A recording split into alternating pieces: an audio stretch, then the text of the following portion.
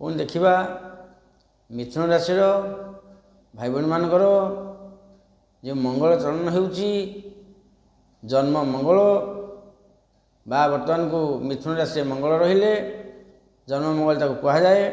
ତେଣୁକରି ମିଥୁନ ରାଶିର ଭାଇ ଭଉଣୀମାନେ କି ଫଳ ପାଉଛନ୍ତି ଦେଖିବା। ମିଥୁନ ରାଶି 5, 3, 6, 3, 7, 3 କ'ଣ ଫଳ ପାଉଛନ୍ତି ମଙ୍ଗଳଙ୍କର ଦେଖିବା।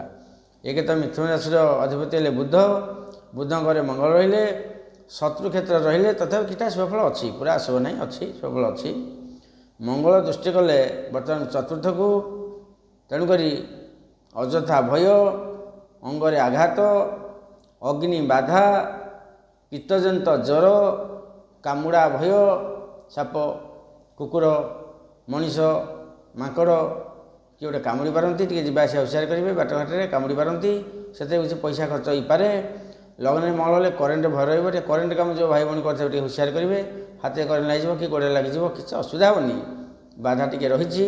ଚତୁର୍ଥ ମଙ୍ଗଳ ଦୃଷ୍ଟି କରୁଛନ୍ତି କନ୍ୟା ଘରକୁ, ତେଣୁକରି ମାତୃପୀଡ଼ା, କଳହ, ଜାଗା ଜମିରେ କଳହ, ଗାଡ଼ି ମଟର ଟିକେ କ୍ଷୟକ୍ଷତି ଏସବୁ ଟିକେ ରହିଛି। ତାପରେ ସପ୍ତମ ଦୃଷ୍ଟି ରହିଲେ ବିବାହ କ୍ଷେତ୍ରକୁ, ସପ୍ତମ ସ୍ଥାନ ଗୃହସ୍ଥ କ୍ଷେତ୍ରକୁ, ତେଣୁ ଟିକେ ସ୍ୱାମୀ ସ୍ତ୍ରୀ ସମ୍ପର୍କ ଟିକେ ଉନ୍ନତ ନ ହୋଇପାରେ, ଟିକେ ଏଇ 2 ମାସ 2.5 ମାସ ଟିକେ କଳିକି ଜାର ହୋଇପାରେ, ସାଙ୍ଗସାଥି ବିରୋଧ ହୋଇପାରନ୍ତି, ବ୍ୟବସାୟ ଟିକେ ହାନି ହୋଇପାରେ, କିନ୍ତୁ ପୁରା ବୁଡ଼ିଯିବନି, ହାନି ହୋଇପାରେ, ଯେତିକି ଆବଶ୍ୟକ ଟିକେ କମ୍ ରହିବ, ଏଇ ଜିନିଷ ରହିଛି। ତେଣୁ ଟିକେ ହୁସିଆରେ ଚଳିବେ। ହନୁମାନଙ୍କୁ ଟିକେ ଭକ୍ତି କରନ୍ତୁ। ପ୍ରତି ମଙ୍ଗଳବାର ଦିନ ନାଲି ମନ୍ଦାର ଫୁଲ 7ଟି ହେଉ, 5ଟି ହେଉ, 11ଟି ହେଉ ହନୁମାନଙ୍କ ପାଖରେ ବ୍ରାହ୍ମଣଙ୍କୁ କହିବେ ଯିଏ ପୂଜା କରିଥିବେ ଟିକେ ହନୁମାନଙ୍କ ପାଖରେ ଟିକେ ମଙ୍ଗଳ ନାମରେ ଚଢ଼େଇବେ। ଏତକ କଲେ ଟିକେ ପରିବେଶ ଭଲ ଆସିବ। ବିଶେଷ ଅସୁବିଧା ନାହିଁ, ଭୟ କରିବାର କିଛି ନାହିଁ।